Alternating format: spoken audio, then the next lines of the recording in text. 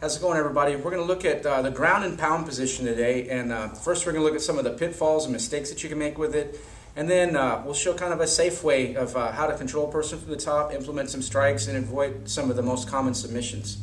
So, from the perspective of the jiu-jitsu guy, he's kind of looking for the man on top to make some mistakes in how he's posting his body weight on the chest. So a typical reaction would be, you try to like put your forearm on the guy real heavy, you're trying to smack him here. While this is happening, there's a potential opportunity for Daniel to rotate his body around the shoulder. Yeah, he catches my arm, okay? Another thing that might be going on with this is he might maintain some type of a wrist control on me. So what happens here is, one way is he could extend my hand out, okay, while I'm trying to put weight here and control. He's busy coiling his foot and taking that triangle opportunity right here. Yeah, that's another thing you got to watch out for. Another thing that might happen is he might shove my arm into my own hip. All right, and here he goes over the top. Once again, I land in that dreaded triangle. Another thing that might happen here is I might get real happy, try to put some weight on his head and like crank his neck. My arms end up kind of extended. He once again capitalizes on the arm lock opportunity, and I get kind of stuck here. So let's look at a way to change your balance and your body weight on top so that you're not quite so vulnerable for these easy submission attacks, okay? So the first thing I want to do is realize that since this is a real fight, it's not a jiu-jitsu match, my primary concern is not just to open the legs up, it's to put myself in a safe position, okay? So that being said, I want to close the distance between me and my opponent. So the first thing I'm going to try to do is put my chest completely on top of his chest, and I'm going to cover his arms, making little hooks like this. When I do that, I can't be sitting back on my hips, okay? I got to put my weight a little bit forward on him. So the base that you normally make when you're doing grappling and jiu-jitsu is a little bit different. Now I'm going to go chest to chest, and notice my knees are slightly back a little bit. I don't have to really exaggerate and get too high, Sometimes this can also get me into some trouble. He can elevate me with his hooks and stuff. But what I do is I just kind of keep my knees gently on the ground. They're back a little bit. And the main concept is that my chest is completely connected to his. My hands are hooked over the top, and what this prevents is punches and strikes to my face. Okay, it's very difficult for him. If he tries to swim his arms underneath, I just keep my elbows close like this. If he tries to stretch his arm over the top, I just follow him with my body weight here. Okay, so you're just riding the guy. If he tries to get angles and scoot his hips to the side, I just follow. Okay, that's the benefit of being kind of on my toes with my chest connected. And let me tell you, if he can't get any angles on me, he's not going to have any submission opportunity. Okay, so this is the first position. Even if you don't know any punching, if you don't know how to pass at all, just get yourself safe. Okay, this is it.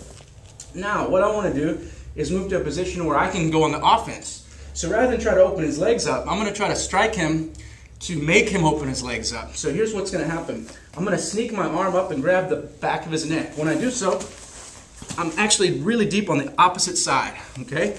When I go here, I'm going to start bringing my knee on the same side that I'm gripping on in close to his body. My idea is to touch my elbow to my knee and pull his head in towards my shoulder. So it's going to go like here. Okay? Now the opposite leg posts up and I start to make a little distance. Now, look, I'm going to totally let go of this hand. For Daniel to get me in the arm lock, he needs to rotate his body that direction to break this arm. Go ahead and do it. He can't spin his body. He's totally stuck here, okay? As opposed to doing it from this position. Now get the arm. See? There's the problem. So you're putting so much weight on this side of his body and blocking his hip rotation that it becomes very challenging, okay? Now, while this is happening, okay, look at this. Big elbow strikes to the face. Big damage right here, okay? You could go back really far, but look, when I go back really far, my arm becomes a little extended and I lose a little bit of that control. So I would recommend just staying in real close.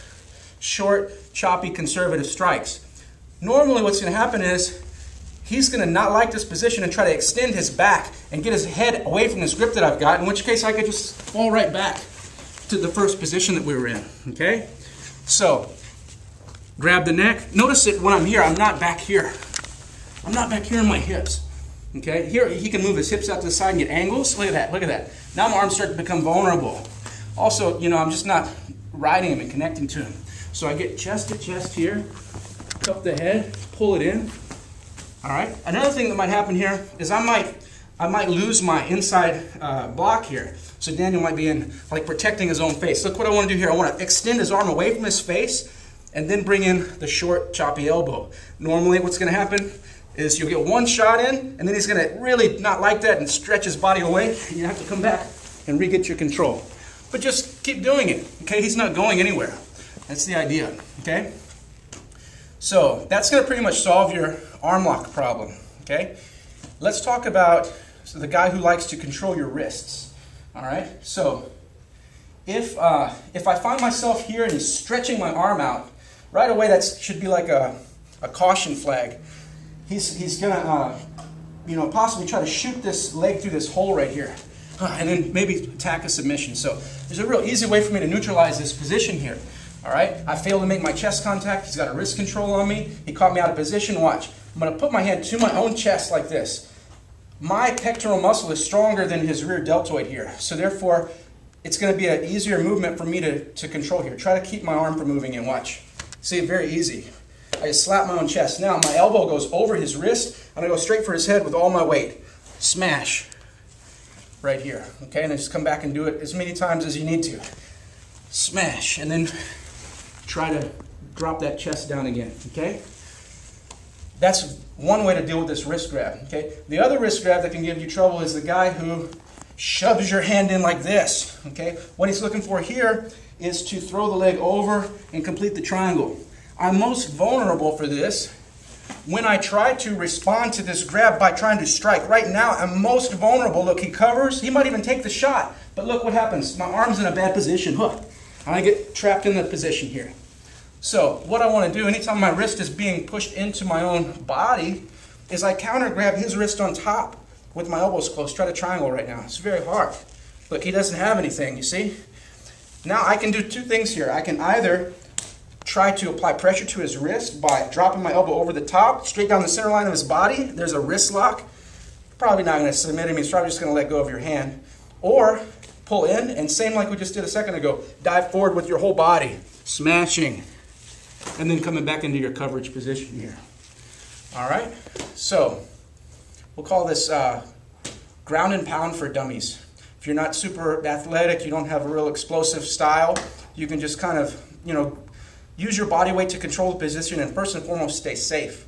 And then strike, but strike in a smart way, where you can hit him and he can't hit you back. Okay? Good luck.